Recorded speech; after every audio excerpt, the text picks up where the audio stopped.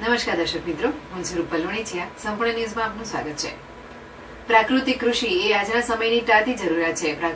પ્રાકૃતિક કૃષિને વેગ આપવા માટે રાજ્ય સરકાર દ્વારા અનેક પ્રયાસો હાથ ધરાયા છે, જેના પરિણામે આજે રાજ્યના અનેક ખેડૂતો આ કૃષિ તરફ વળ્યા છે.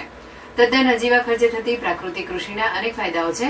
ખેડૂતોને આત્મનિર્ભર બનાવવા માટે પ્રાકૃતિક કૃષિ એ વિકલ્પ તરીકે ઉભરી આવે છે.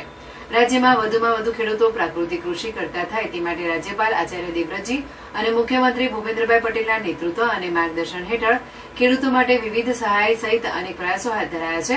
બનાસકાંઠા જિલ્લાના ભાભર તાલુકાના રૂણી ગામના ખેડૂત વિનોદભાઈ ચૌધરી છેલ્લા 3 વર્ષથી દેશી ગાય આધારિત પ્રાકૃતિક કૃષિ અપનાવીને અન્ય ખેડૂતો માટે પ્રેરણા સ્ત્રોત બન્યા છે. તેમણે પોતાના ખેતરને પ્રાકૃતિક મોડેલ ફાર્મ બનાવ્યું છે તથા બાગાયતી પાકોનું પણ વાવેતર કર્યું છે. વિનોદભાઈએ દેશી ગાય નિભાવ યોજના હેઠળ ગુજરાત સરકાર પાસેથી ₹10,08,000 અને પંચસ્તરીય મોડેલ ફાર્મ માટે ₹13,000ની સહાય મેળવી છે. સરકારની બાગાયતી પાકના વાવેતર 50% સહાય મેળવી છે. તેઓ જણાવે છે કે તેમણે પોતાના ખેતરમાં પંચસ્તરીય મોડેલ ફાર્મ બનાવ્યું છે. ચાલુ વર્ષે તેમણે પોતાના ખેતરમાં બાગાયતી પાકમાં પપૈયા, મગફળી, જામફળ, ચીકુ, આંબા તેમજ શાકભાજીની ડુંગળીના ખેતી કરીને સારું એવું ઉત્પાદન પણ મેળવ્યું છે. આ વાવેતરમાં તેમણે વાર્ષિક કુલ ₹93,000નો ખર્ચ થયો હતો. આ ખર્ચની સામે તેમણે વાર્ષિક ₹4,70,000નો ચોખ્ખો નફો મેળવ્યો છે.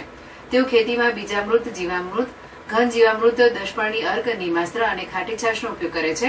આ પદ્ધતિને આધારે તેઓ જમીનનું આરોગ્ય જાળવીને ગુણવત્તાવાળી ઉપજ મેળવે છે. ખેતીની સાથે સાથે તેમણે 10 થી વધુ ખેડૂતોને પ્રાકૃતિક ખેતી અંગે તાલીમ આપી છે અને આજુબાજુના અનેક ખેડૂત મિત્રોને આહવાન કરે છે કે તેઓ રાસાયણિક ખેતી પદ્ધતિ છોડીને પ્રાકૃતિક ખેતી અપનાવે.